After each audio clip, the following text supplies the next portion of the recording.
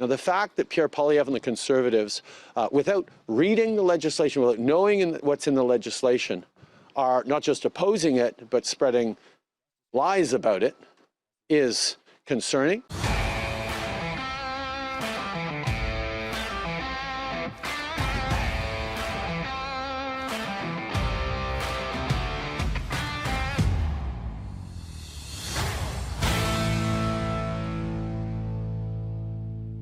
Welcome back to Northern Perspective, everyone. I'm Cypher. And I'm Fox. Yesterday, Trudeau tried to address Pierre Poilievre's vicious political attack on the potential online harms legislation that the Liberals are planning to table. How did it go? Well, let's take a look. There was a question about online harms that people are asking about. And I think I was talking about this with my MPs earlier. The reality is, I think everyone agrees how incredibly important it is to keep kids safe. We keep kids safe in the schoolyard. We keep kids safe in our communities. We need to do a better job as a society keeping kids safe online. Keeping them safe from child sexual exploitation, from bullying, from the kinds of mental health distress that far too many of our young people are going through. And that's why we're moving forward with online harms legislation that will be introduced soon in the House and that will be robustly debated. Because I think it's something that all Canadians count on, that governments do what they need to keep all of our kids safe. So, here's the thing. Online and the internet has been around for probably close to 35 years now. Well, and you and I grew up in like the wild west of the internet, and we didn't need the government to protect us. No. Like, this was in the days where there were no checks. There wasn't anything. You just went to a website, you went to, chat rooms were the rage back then. And yeah, I remember that. Do you guys remember ASL? ASL, there's Yahoo Chat, like there's no, like where you would ask people like, oh yeah, what's your age? Yeah. It was so lame. What's your age, sex, location? That's what that sounded like. And yeah. And that's where a lot of the mainstream slang actually comes from. LOL. Nobody knew what that was except for the people that actually were in chat rooms. The gamers really are the ones that started it. Mostly, yeah. It was the nerds. Do you guys remember ICQ? I still remember my number. I'm not going to tell you what it is in case it's linked to my name, but I still remember it. Yeah. But here's the thing. We don't need like more regulation and censorship online. We don't need that. What was the main difference between what was going on before, when all of us were kids, and what's happening now? Is the fact that back then, parents weren't letting their 6 and 7-year-old and 8-year-old kids go into chat rooms on the internet. You know, the main difference, at least in our household growing up, was that kids didn't have, a phone and a tablet in every room. There was one family computer that was connected to the internet, and it was in a central location so that your parents could see what you were up to. Well, and at the risk of offending anybody out there, frankly, I don't understand giving kids a phone at the age of like 7 or 8. I really, really don't. And there's the rebuttal to that is, well, what if they need to call in an emergency? Ask an adult. Every adult has a cell phone now. Well, but how did all of us survive? Right. Right? Because I remember when I was in university, I was the only one with a phone. And the only reason I had a phone is because I never spent any time where I lived. I always spent it either, in residence or with my friends or at their places. So if they wanted to get a hold of me, it made more sense to call my cell phone. None of them had a cell phone. And nobody really had a cell phone en masse until the iPhone came out. And now there's this justification. Well, we need to, my kid needs a cell phone because all his friends have cell. So what? So what? Like, is the world a more dangerous place now than it was back then? Well, under Justin Trudeau, I guess you could justify it is because Well, yeah, of the because they don't crime. keep the criminals in jail. Yeah, but this is the thing. Like, if you really are honest about it, like, why does an 8-year-old need a cell phone? And the answer is they don't. So, and why are we even bothering with cell phones? Okay, well, here's the thing, and this is what we noticed with our son, and this raised red flags off the bat. He was going into kindergarten, and the school wanted to create a Microsoft Teams account for him. And I said, excuse me? He's 5. Why does he need a Microsoft Teams account? And so I fought against that and managed to avoid him actually getting one. He has some random number one. Because these kids are being given a digital footprint so early. And nobody knows, and anyone who claims to is lying, nobody knows the societal impact of that. Nobody knows the societal impact of having these kids on social media from such a young age. We're only going to be able to really start understanding the impact about that in about 10 years. Because all of the kids that started to be, given these digital profiles, it's only happened in like the last 10 years. So we're not going to know the impact until they're adults and the damage that has been done. Everybody knows, like, if you're really honest with yourself, you go on Twitter, everyone knows that Twitter is just a place for people to get angry. And it's designed that way because you can't say a lot. So you have to really limit what you're saying within, 150 characters or something like that. And what that tends to do is it pulls out the most high impact statement that you can make because you don't have the actual character room to soften it. And then when it comes to Facebook has and always was going to be a popularity contest.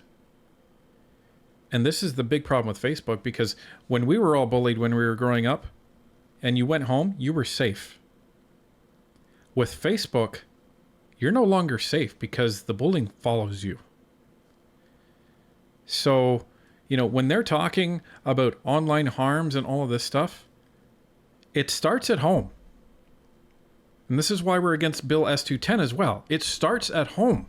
Yeah, you don't need the government coming into your home and telling you what you can or cannot access on the internet, or what is or what is not hate speech on the internet.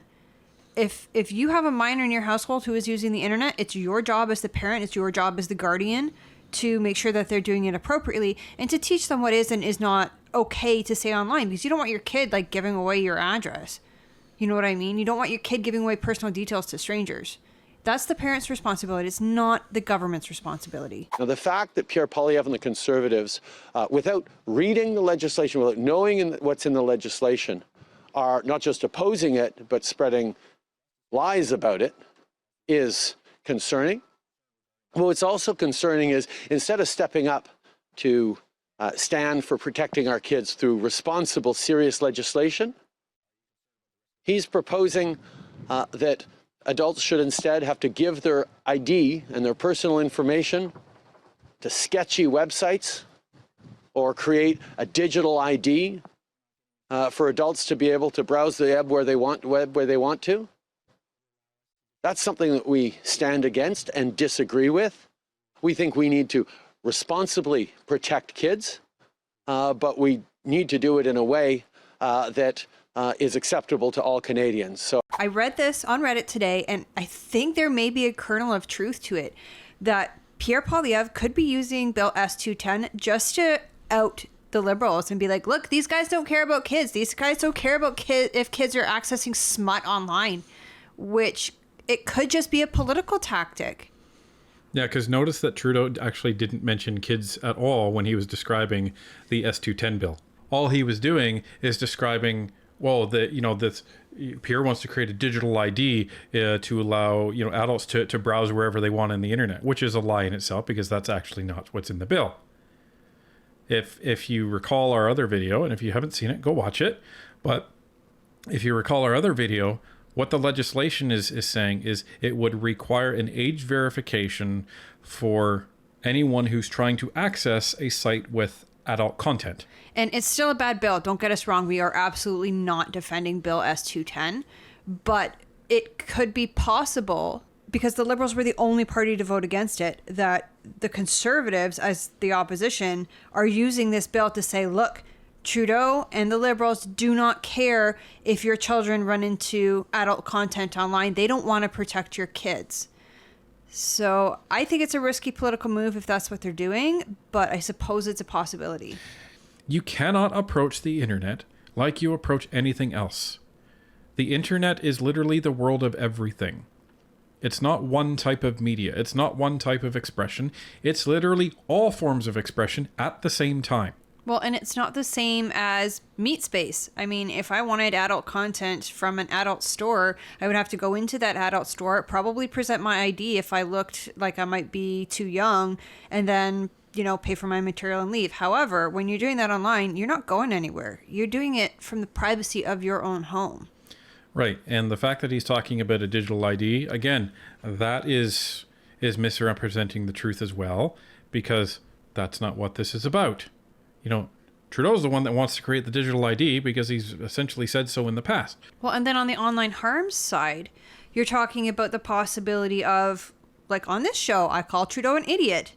And what? Is that harassment? What if they come after us? Yeah, is that hate speech? Yeah, exactly. So there's no distinction and there's no line that's being drawn. I understand that the goal of both bills is to try to protect children, but stop government overreach. Parents need to teach their children how to behave appropriately online, that if somebody is harassing them online, they need to come to mom and dad right away. You need to teach parents how to set up protocols on their home internet systems so that they can block certain types of websites, so that they can monitor their kids' activity and keep an open dialogue with their kids. What did you look at online today? Who were you chatting with just now, etc.? Well, and if you're going to bring technology into the home for your kids, you better know how to use it, because you're responsible for regulating that.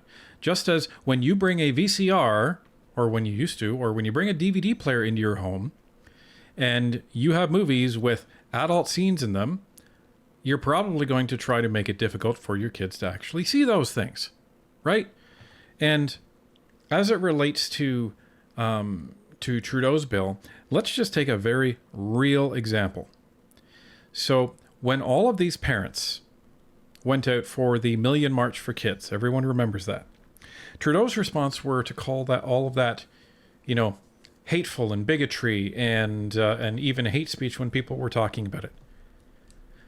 So that's very chilling when you look at that and then you bring that forward, and let's say that legislation goes in. Now, all potential counter ideas to gender ideology is considered hate speech. That is a terrifying prospect, because now you can then roll that out even further and say anything that the government decides is the quote unquote right way of thinking, anything counter to that is hate speech. So you want to talk about freedom of expression, that will cease to exist, because the internet's a scary place, but it is also one of the purest areas that you can navigate and share any opinion that you want. And that's one of the reasons it was designed in the first place, is to provide a neutral playing field. But it's the same thing as walking down the street and someone calling you a name. Like, it's the same thing. We need to teach our kids to use these tools responsibly. We need our parents to provide proper oversight for them. And lastly, we need to teach our kids to actually have a tough skin when they enter the world, because the world is a much scarier place than the internet. And if they can't handle the internet, they're never going to make it in the world.